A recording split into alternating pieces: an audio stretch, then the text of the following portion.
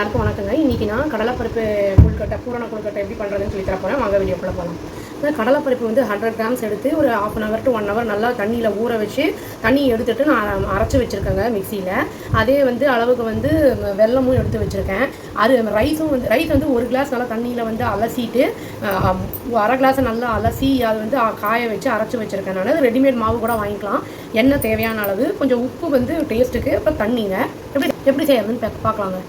கடாயை ஆன் பண்ணி கொஞ்சம் தண்ணியை ஊற்றி வெள்ளை பாகு வச்சிடலாங்க. கடாய் வச்சு தண்ணியும் ஊற்றிட்டோங்க. இப்போ வந்து இந்த வெள்ளத்தை போட்டுடலாம். இதுக்கு வந்து பாகெல்லாம் வரணும்னு அவசியம் இல்லை, நல்லா கரையணும்.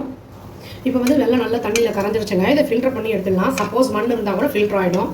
ஃபில்டர் பண்ணியாச்சுங்க. இப்போ திரும்பி அதை கடாயில் ஊற்றிடலாம். கொஞ்சம் கொதிக்கட்டும். ஏலக்காய் போட்டுடலாங்க. அதில்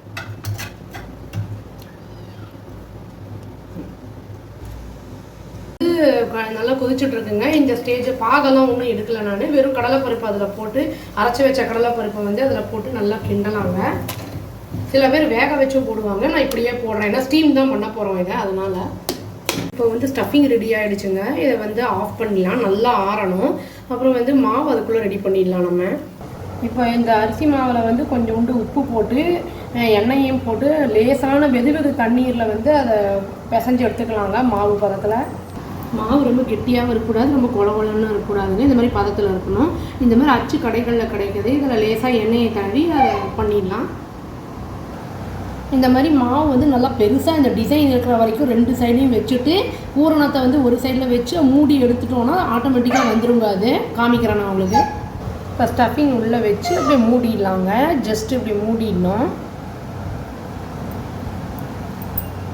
மூடிட்டேன். இப்போ நல்லா அமுத்திட்டு ஒரு தட்டுனோன்னா வந்துடும். அது ஒரு சைடு ஓப்பன் பண்ணிட்டேங்க. எண்ணெய் தடவி இருக்கிறனால ஈஸியாக வந்துருச்சு. இப்போ திருப்பி போட்டு ஒரு அடி தட்டி தட்டினோன்னா ஆட்டோமேட்டிக்காக அப்படியே விழுந்துடும். அதுவும் நான் எடுத்துட்டேன் பாருங்கள். இது வந்து ஆட்டோமேட்டிக்காக ஒரு தட்டின உடனே வந்துருச்சு. அது எண்ணெய் போட்டதுனால அப்படியே ஈஸியாக வந்துருச்சு. அந்த டிசைனும் அப்படியே தெரியுது பாருங்கள். இந்த மாதிரி எல்லாத்தையும் பண்ணி வச்சுக்கலாம். அவ்வளோதாங்க, பண்ணியாச்சு. இப்போ ஒரு 10 minutes வந்து இதை ஸ்டீம் பண்ணி எடுத்துடலாம். அது இட்லி குண்டான இருந்தாலும் பரவாயில்ல, சாதா குக்கர்னாலும் வெயிட் போடாமல் எடுத்துடலாங்க. மீதி இருக்கிற அந்த பூரணம் வந்து சப்போஸ் இருந்ததுன்னா மைதா மாவை பிசைஞ்சு அதை ஸ்டஃபிங் பண்ணி பருப்பு பொடி மாதிரி சாப்பிடலாம். அதுவும் நல்லா டேஸ்ட்டாக இருக்குங்க.